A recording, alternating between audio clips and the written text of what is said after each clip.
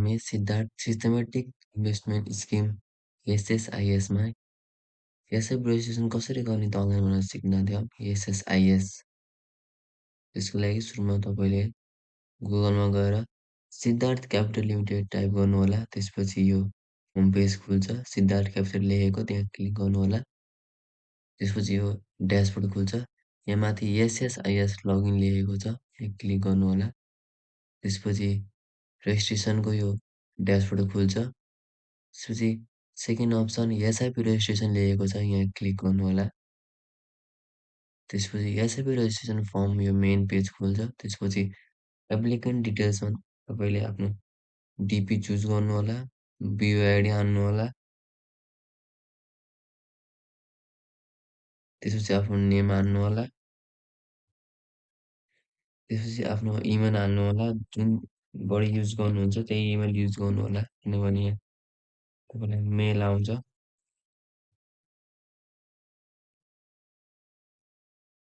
त्यसपछि get OTP गर्नुहोला।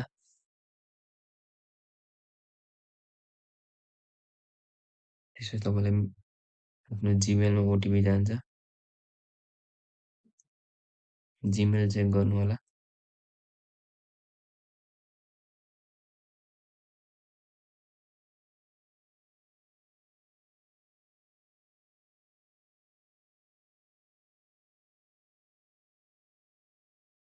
जिमेलमा जे आएछ सेम यहाँ टाइप गर्नुहोला।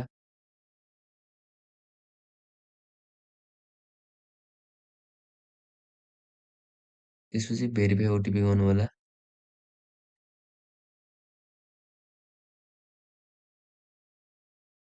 आइजियुडी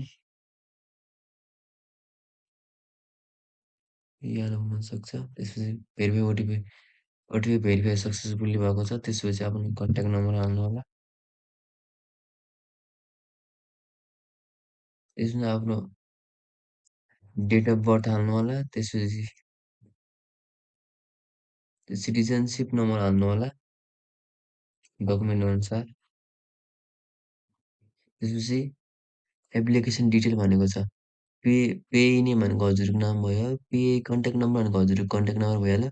एसआइपी इन्स्टलमेन्ट एमाउन्ट भनेको तपाईँले एसआइपी कतिको गर्न चाहनुहुन्छ डेट यहाँ सिलेक्ट गर्नुहोला। एसआइपी रेजिस्ट्रेसन डेट भनेको छ दर्ता मिति। तपाईँले जुन दिन रेजिस्ट्रेसन गर्नुहुन्छ त्यहाँदेखि तपाईँको एसआइपी स्टार्ट हुन्छ। सुरुवात मिति लेखेको छ। आज गर्नुभयो भने आजदेखि तपाईँको एसआइपी स्टार्ट भयो।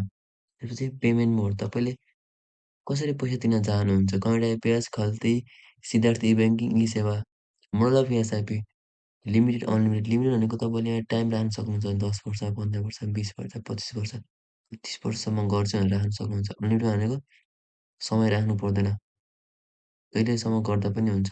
एसआइपी इन्टरभलमा मन्थली चुज गर्नुहोला। त्यसपछि आउँछ ब्याङ्क डिटेल्समा आफ्नो ब्याङ्कको डिटेल्स हाल्नुहोला, एकाउन्ट नम्बरहरू हाल्नुहोला। त्यसपछि आउँछ citizenship birth certificate, citizenship upload गर्नुहोला। मेरो सेयर डिटेल हाल्नुहोला। त्यसपछि सोर्स अफ फन्ड के हो तपाईँको, सेलेरी हो कि बिजनेस हो कि सेल्स अफ एसेट हो कि लोन हो कि अदर्स। सेभिङ हो भने सेभिङ लेख्नुहोला। सेलेरी हो भने चाहिँ यहाँ सोर्स अफ फन्डको यहाँ सेलेरी स्लिप अपलोड गर्नुपर्छ। Do you want to enrol in dividend investment plan भनेको मेन सेक्सन भनेको यही हो।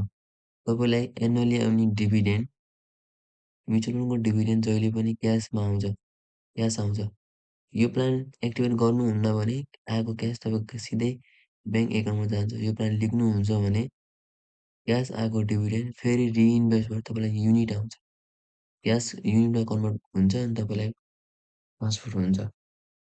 त्यसपछि प्रोसिड पेमेन्टमा गर्नुहोला। त्यसपछि ई सेवा चुज गर्नुहोला। त्यसपछि ई सेवा आइडी हालेर पासवर्ड हालेर पेमेन्ट गर्न सक्नुहुन्छ। अनि यति गरेपछि तपाईँको एसआइपी रेजिस्ट्रेसन हुन्छ अनि फर्स्ट पेमेन्ट गरेपछि तपाईँको स्टार्ट भयो। अब यही डेटमा सेकेन्ड पेमेन्ट गर्नुपर्छ। त्यसपछि तपाईँको कन्टिन्यू चलिरहन्छ। Thank you for watching.